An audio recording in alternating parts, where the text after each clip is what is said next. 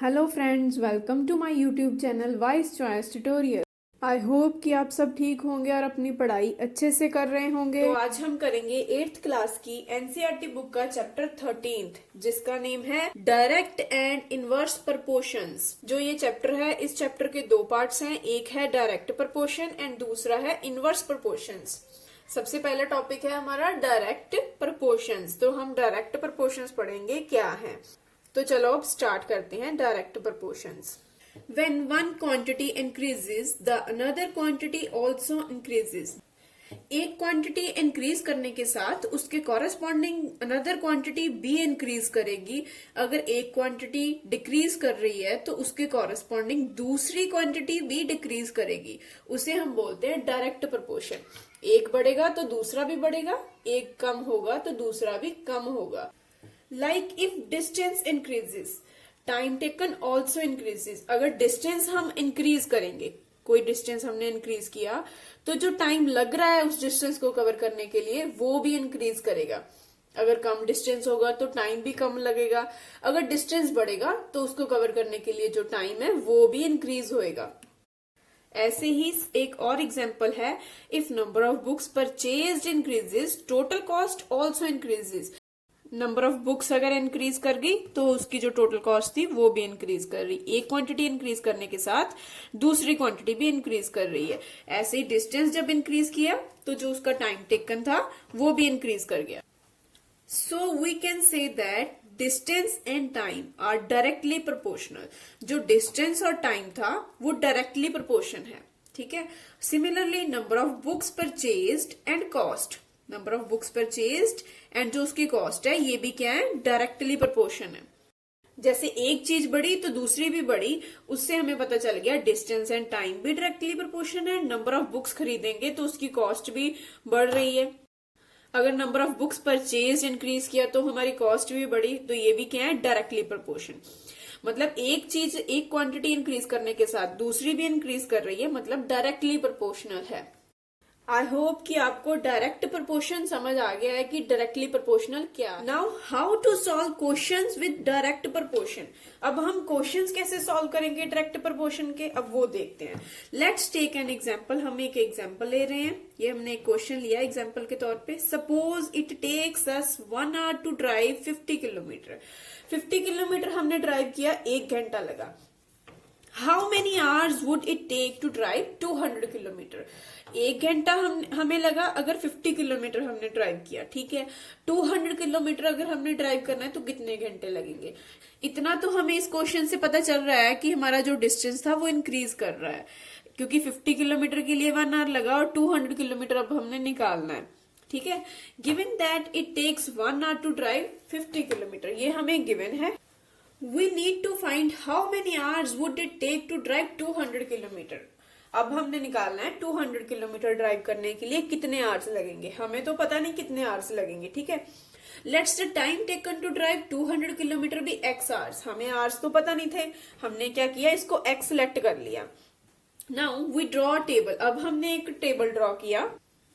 इस टेबल में हमने क्या किया, टाइम लिया इन आवर्स, हमें पता था, और डिस्टेंस इन किलोमीटर, ये भी हमें गिवन था, क्योंकि हमें पता था 50 जो किलोमीटर है वो 1 hour में कवर हो रहा है। 200 किलोमीटर कितने आवर में कवर होगा, उसे हमने एक्स सेलेक्ट कर लिया है। ये हमारा टेबल हो गया। नाउ एज डिस्टेंस इंक्रीजेस, कि डिस्टेंस इंक्रीज कर रहा है हमें पता है, time taken will also increases, time taken भी इंक्रीज करेगा। ठीक है। And time and distance are in direct proportion, ये डायरेक्टली प्रोपोर्शनल हो गए ना। फिर अब हम क्या करेंगे, हम जो ये वाली वैल्यू थी इसको हम x1 लेट कर लेंगे, इसको हम x2 लेट कर लेंगे। ठीक है। और इसको हम y1 लेट करेंगे और इसको हम क्या करेंगे, y2 लेट कर लेंगे। समझ गए आप। So we write number as, हमें पता है ये हमारा एक फॉर्मूला है जिससे हम ये वैल्यू निकाल सकते हैं। x1 upon y1 equal to x2 upon y2। ये डायरेक्ट प्रोपोर्शन निकालने के लिए फॉर्मूला है। अब हमने क्या करना है, वैल्यूज पुट करनी है। x1 हमें पता है कितना है, हमारे पास कितना है 1, और y1 कितना है 50 है। ठीक है। तो हमारे पास x2 हमें पता नहीं, यही तो हमने निकालना है। हमने इसको x सेलेक्ट कर लिया। देन हमारे पास y2 जो था वो है 200, यही हमने किया। क्रॉस मल्टीप्लाई करने के बाद 1 इंटू 200 अपॉन 50 आ गया इज इक्वल टू एक्स आ गया। तो अब 20 अपॉन 5 आ गया। ये कटिंग करने के बाद हमारे पास 4 आ गया, एक्स की वैल्यू 4 आ गई। यहाँ से हमें पता चल गया कि हमें 4 घंटे लगेंगे 200 किलोमीटर ट्रेवल करने के लिए। So it takes 4 hours to travel 200 kilometre. Let's take another example. एक एग्जाम्पल हम और करेंगे ताकि डायरेक्ट प्रोपोर्शन आपको अच्छी तरह से समझ आ जाए, ताकि आप उसके रिलेटेड सारे क्वेश्चंस इजीली सॉल्व कर सको। चलो अब करते हैं हमारा क्वेश्चन जो हमने एग्जाम्पल लिया है। Suppose we have brought 10 books for ₹1000। How much is the price of 45 books. हमने जो 10 बुक्स खरीदी है वो उसकी कॉस्ट क्या है, हमें 1000 रुपीज पड़ी। तो अगर हमने 45 बुक्स खरीदनी है तो 45 बुक्स की कितनी प्राइस होगी वो हमने अब फाइंड करना है। गिवन क्या है हमारे पास, cost of 10 books is ₹1000। We need to find the price of 45 books. Let cost of 45 books be ₹y। हमें 45 बुक्स की प्राइस पता नहीं है तो हमने इसको क्या कर लिया, y लेट कर लिया। Now we draw table. Number of books लिए हैं और कॉस्ट ली है। कॉस्ट हमें रुपीज में दी है तो रुपीज में ले रहे हैं। तो नंबर ऑफ बुक्स हमारे पास 10 थी तो उसकी कॉस्ट 1000 थी। अब नंबर ऑफ बुक्स 45 दी हुई है तो अब कॉस्ट निकालनी है हमने 45 बुक्स की। तो हमें ये निकालना है तो हमने इसको y लेट कर लिया क्योंकि हमें कॉस्ट नहीं पता थी।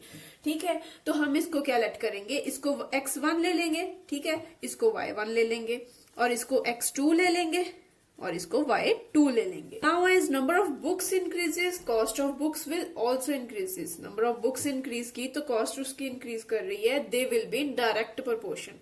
तो ये डायरेक्ट प्रोपोर्शन में हो गए। So we write number as a x1 upon y1 is equal to x2 upon y2। तो x1 की वैल्यू हमारे पास कितनी है, 10 है, तो हमने यहाँ पे 10 लिख लिया। और y1 की वैल्यू हमारे पास 1000 है तो हमने 1000 लिख लिया। x2 की वैल्यू हमारे पास 45 है, 45 लिख लिया। y2 हमने निकालना है तो हमने इसको y लेट किया तो y ले लिया। अब हमने इसको क्रॉस मल्टीप्लाई करके कटिंग कर ली। कटिंग करने के बाद y is equal to 45 into 100 आ गया। तो 45 इंटू 100 हमारे पास 4500 आ गया। तो y की वैल्यू हमारे पास 4500 आ गई। सो अगर हमने 45 बुक्स खरीदनी हो तो उसकी कॉस्ट ₹4500 होगी। एंड आई होप आपको डायरेक्ट प्रोपोर्शन टॉपिक तो अब क्लियर होएगा। एंड अब हमारा नेक्स्ट और लास्ट टॉपिक है इस चैप्टर का, इनवर्स प्रोपोर्शन। इस टॉपिक में हम पढ़ेंगे कि इनवर्स प्रोपोर्शन क्या है। तो चलो अब करते हैं start. Inverse proportion means when one quantity increases the other quantity decreases. एक क्वांटिटी जब इंक्रीज करेगी उसके कॉरेस्पॉन्डिंग जो दूसरी क्वांटिटी है वो क्या करेगी, डिक्रीज करेगी। उसे हम बोलते हैं इनवर्स प्रोपोर्शन। और डायरेक्ट प्रोपोर्शन में था दोनों इंक्रीज करती हैं दोनों डिक्रीज करती हैं, लेकिन जो इनवर्स प्रोपोर्शन है इसमें क्या है, ऑपोजिट है डायरेक्ट से। उसमें दोनों इंक्रीज डिक्रीज करती थी। इसमें क्या होएगा, एक क्वांटिटी अगर इंक्रीज करेगी तो दूसरी क्वांटिटी जो है वो डिक्रीज करती है। For example, if speed increases time taken decreases. अगर स्पीड हम इंक्रीज कर लेंगे तो हमें कम टाइम लगेगा कोई डिस्टेंस कवर करने के लिए। अगर हम स्लो जाएंगे तो टाइम ज्यादा लगेगा। अगर हम स्पीड हमारी ज्यादा होगी तो हमें कम टाइम लगेगा। अब अगर हम स्पीड को इंक्रीज कर देंगे तो क्या होएगा, जो हमारा टाइम टेकन है वो क्या हो जाएगा, वो डिक्रीज हो जाएगा। एक क्वांटिटी जो इंक्रीज करी तो दूसरी क्या हुई, डिक्रीज करी।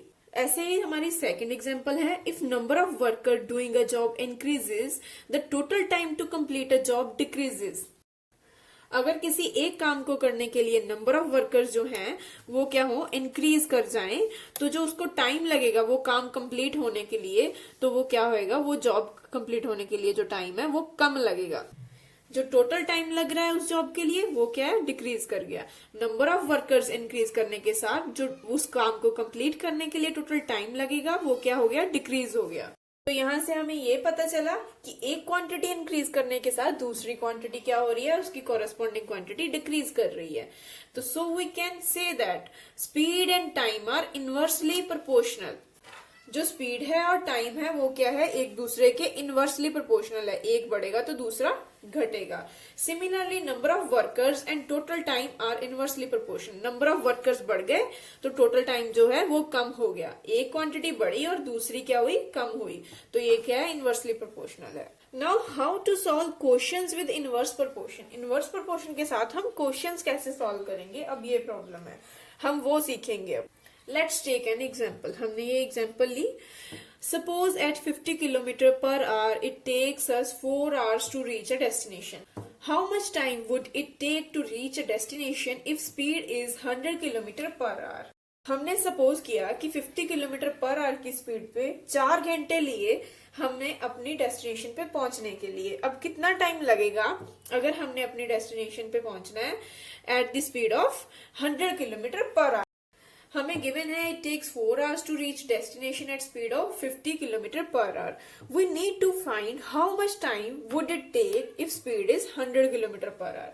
1 घंटे में अगर 50 किलोमीटर कवर कर रहे हैं तो हमें डेस्टिनेशन पे पहुंचने के लिए 4 घंटे लग रहे हैं। अगर हमने 100 किलोमीटर पर आवर की स्पीड पे जाना है तो कितना टाइम लगेगा। स्पीड हमारी इंक्रीज हुई है, अगर हमारी डेस्टिनेशन सेम है, जैसे हमने यहां से स्टार्ट किया, ठीक है, और हमारी डेस्टिनेशन ये है, हम अगर 50 किलोमीटर पर आवर की स्पीड पे जा रहे हैं तो हमें ज्यादा टाइम लगेगा। अगर हम 100 किलोमीटर पर आवर की स्पीड पे जा रहे हैं, अब हमारी स्पीड क्या होगी, इंक्रीज होगी, पर आवर के हिसाब से हमारी स्पीड जो है वो इंक्रीज कर गई, तो हम जल्दी पहुंच जाएंगे। हमें पता चल गया कि जो टाइम है वो अब डिक्रीज करेगा। समझ आ गई बात। Let the time taken be x hours. हमने घंटे निकालने हैं, कितने लगेंगे वो हमें पता नहीं है, हमने उसको एक्स सेलेक्ट कर लिया। Now we draw a table. हमने एक टेबल ड्रॉ किया। टाइम हमें पता है इन आवर्स में, स्पीड किलोमीटर पर आवर के हिसाब से। हमें पता है अभी अगर हमारी स्पीड 50 किलोमीटर पर आवर है तो हमें 4 घंटे लग रहे हैं। अब हमने अपनी स्पीड जो है 100 किलोमीटर पर आवर के हिसाब से कर ली, तो अब हमें जो टाइम है वो कम लगेगा कि ज्यादा लगेगा। ऑब्वियसली कम लगेगा। Now as speed increases time taken will be decreases. Speed increase कर गई, ठीक है, स्पीड अगर इंक्रीज कर गई तो टाइम टेकन हमारा डिक्रीज कर गया। Time and speed are in inverse proportion, तो हमें पता चल गया कि वो क्या है, इनवर्स प्रोपोर्शन में है। We write it number as अब हमने जो इनवर्स प्रोपोर्शन निकालने का फॉर्मूला है वो है x1 y1 is equal to x2 y2। अब हम इसको लेंगे x1, इसको लेंगे y1, इसको x2 और इसको y2। तो अब हमने x1 y1 is equal to x2 y2 की वैल्यूज पुट करनी है। x1 हमारे पास 4 था, हमने पुट कर दिया, और y1 हमारे पास 50 था, is equal to x1 x2 जो हमारे था हमने x सेलेक्ट किया था, क्योंकि हमें पता नहीं, हमने निकालना ही x है, तो जो x2 है वो 100 है। वैल्यूज पुट करने के बाद हमने इसको क्रॉस मल्टीप्लाई करने के बाद x एक साइड ले लिया, बाकी सब टर्म्स एक साइड ले ली। अब इसको मल्टीप्लाई करके और डिवाइड करके हमें हमारे पास ये आ गया, तो x की वैल्यू हमारे पास 2 आ गई कटिंग करने के बाद। तो अब हमें पता चल गया, so it takes 2 hours to travel. अब हमें 100 किलोमीटर पर आवर की स्पीड के हिसाब से कितना टाइम लगेगा, हमें 2 घंटे लगेंगे वो डेस्टिनेशन पे पहुंचने के लिए। Let's take another example. एक और एग्जाम्पल लेंगे ताकि आपको इनवर्स प्रोपोर्शन अच्छे से समझ आ जाए कि उसके रिलेटेड क्वेश्चंस कैसे करने हैं। तो हमारा क्वेश्चन क्या है, suppose 5 workers complete a job in 10 days। How much time would it take if there are 10 workers. अगर 5 वर्कर जो हैं वो अपनी जॉब कंप्लीट करने के लिए 10 days लगा रहे हैं, तो कितना टाइम लगेगा अगर 10 वर्कर काम करेंगे वही काम करने के लिए। हमारे पास गिवन क्या है, 5 workers complete a job in 10 days। We need to find how much time would it take if there are 10 workers.